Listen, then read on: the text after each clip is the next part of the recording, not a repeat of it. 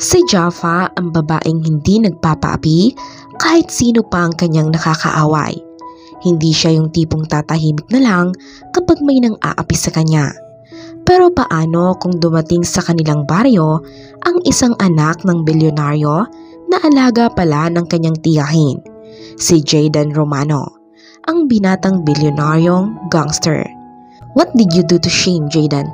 You're not really going to stop talking about your broken head. As you get older, you're going backwards. You don't know what to do with you.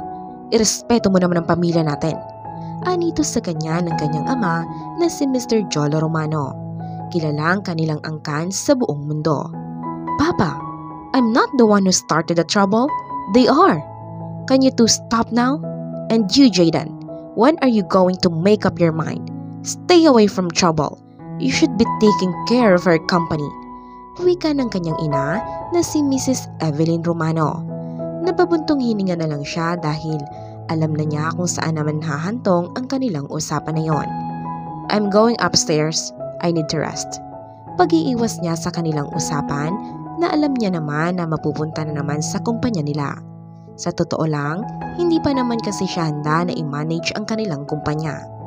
Gusto niya munang magpaka-enjoy sa buhay, like flirting with women, and most of all, going anywhere. Yun lang muna ang gusto niyang gawin sa buhay. Then it's their company when it's ready. Don't mom turn your back on us when we're talking to you. You're going rude, Jayden. Huminto siya sa ikalawang baitang ng hagdan at nilingon ang mga magulang. Kapag Juan ay nagsalita siya. You know what? I'm going to answer to you, Mom. I'm not ready to handle our company yet. Nilapitan siya ng kanyang ama at binikwasan ng kanyang mukha. Muntik na siyang ma-out of balance dahil sa lakas ng suntok ng kanyang ama sa kanya. Jolo, why did you hurt Jayden? Sigaw ng kanyang ina sa kanyang ama. Tiningnan lang niya ng masama ang kanyang ama at dire-diretsyong umakyat sa itaas habang sapo ang kanyang panga na sinuntok ng kanyang ama. I don't know why he's acting like that. Talk to your son, Evelyn, because if he doesn't come to his senses, I'll send him to the province. Don't worry, I will talk to our son.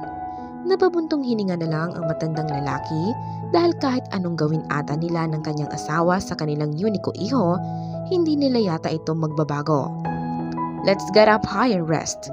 I know you're tired. Then, the mess made by your son added to this.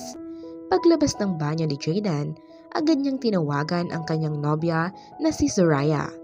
Hi babe, how are you? It's okay, call me a date. I've already met you. We haven't seen each other for 2 weeks. You're not even coming to visit me here in my condo? I'm busy. And where have you been busy, Mr. Romano? Sometimes I think that there might be another woman that you go to. Don't miss knowing that you have another woman. You know what you can do to girls who cling to you, Jayden? Who are you scaring me? I don't have a woman.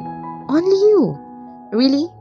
Because if that girl made a mistake by clinging to you, I'm only yours. And I assure that you have nothing to do with me. Let me rest now. I love you, babe. I love you too, babe. Kapag Juan ay pinatay na niya ang tawag at naghanda ng humiga at matulog. Manang Saleng, I want coffee. Has mom had breakfast yet? Maagang umalis ang mama at papa mo. May kliyente raw kasi silang kailangan na i-meet.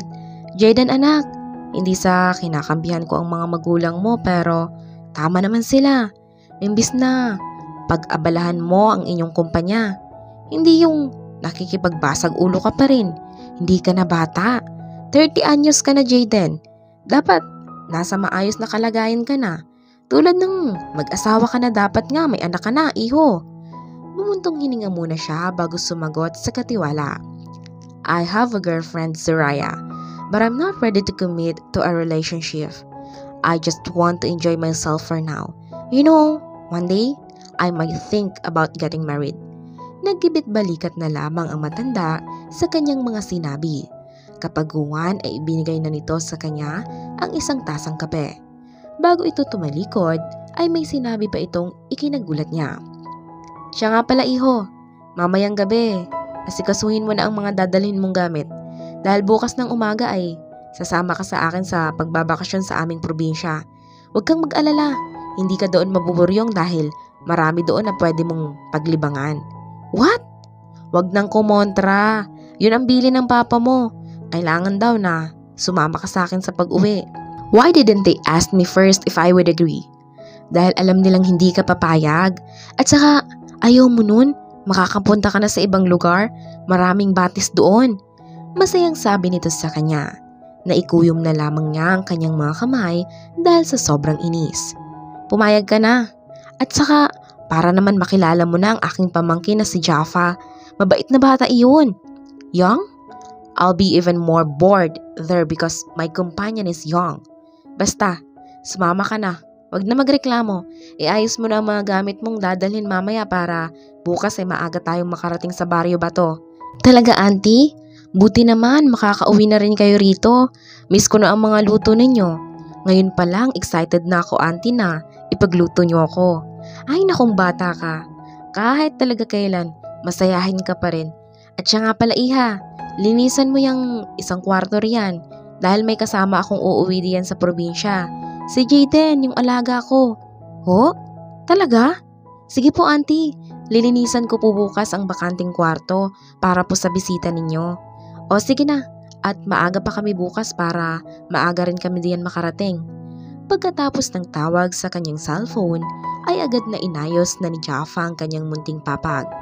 May tuwang naramdaman siya dahil sa 5 taon na nakalipas, ngayon niya lang ulit makakasama ang kanyang tiyang Saleng. Ito na kasi ang tumayong magulang niya simula noong mamatay ang kanyang ina, noong 10 taong gulang pa lamang siya. Ito na rin ang nagpaaral sa kanya hanggang sa makapagtapos siya ng kolehiyo at ito na rin lang nag-iisang kamag-anak niya. Kapatid ito ng kanyang ina, kaya sobrang saya niya nang malamang makakauwi sa baryo Bato ang kanyang auntie. Auntie!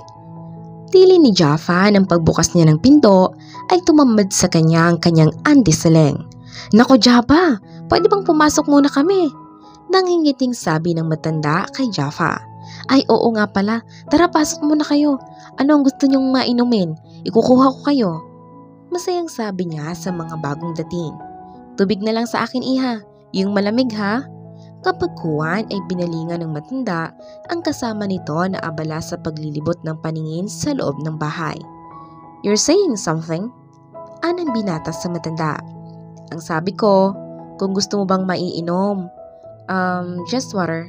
Sige na iha, tubig na lang rin daw sa kanya. Nakangiting sabi nito sa kanya.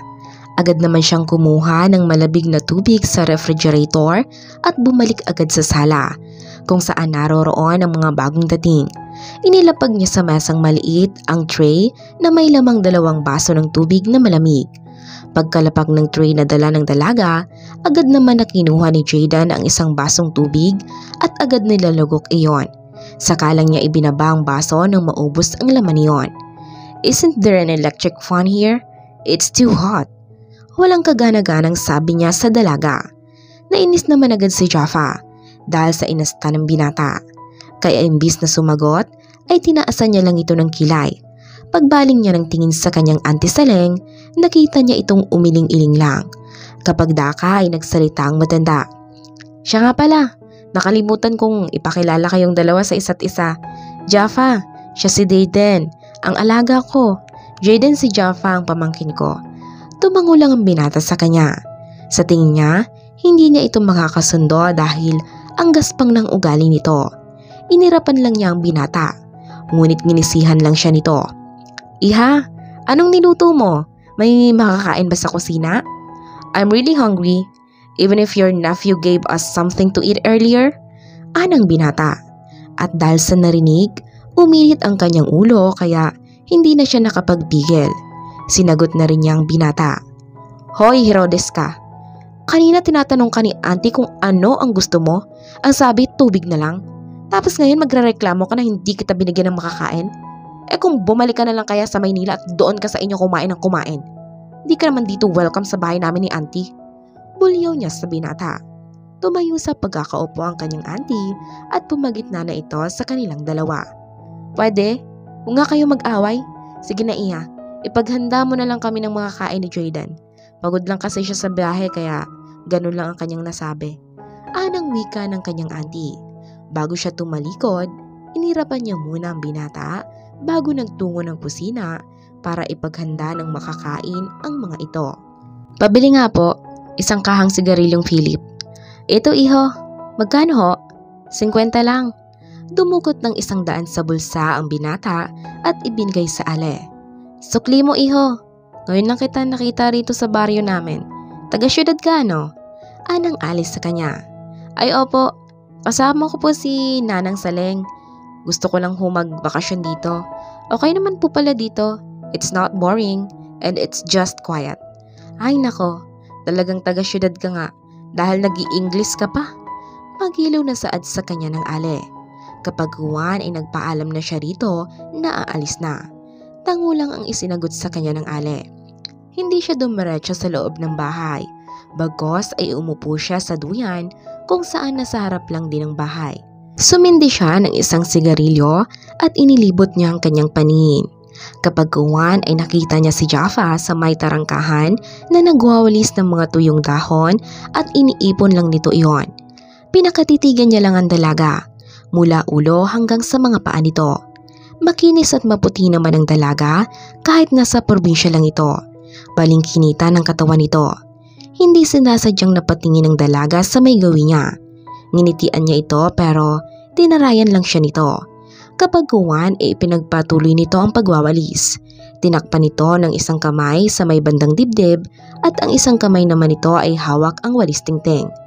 Napasipol pa siya dahil medyo maluwag ang suot na damit ng dalaga at lumilihis ng kaunti ang suot nitong damit sa may balikot niyon.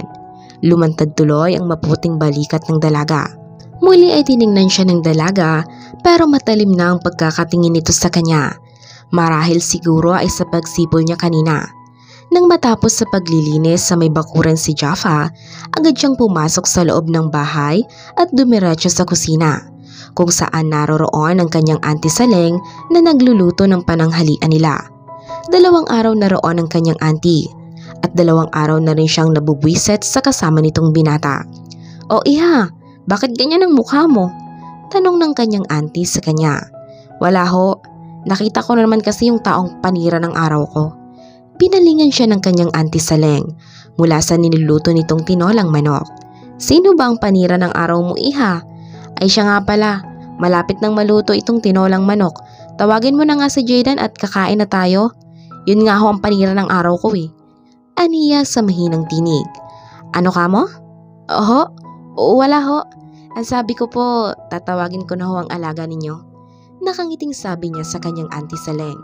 Habang papalabas ng bahay, nagbubulong-bulong pa rin si Jaffa dahil hindi niya talaga maintindihan kung bakit naiinis siya sa binata tuwing nakikita niya ito, samantalang wala namang ginagawang mali sa kanya ang binata.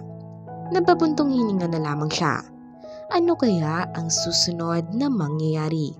Abangan po natin sa susunod na kabanata. Thank you and God bless.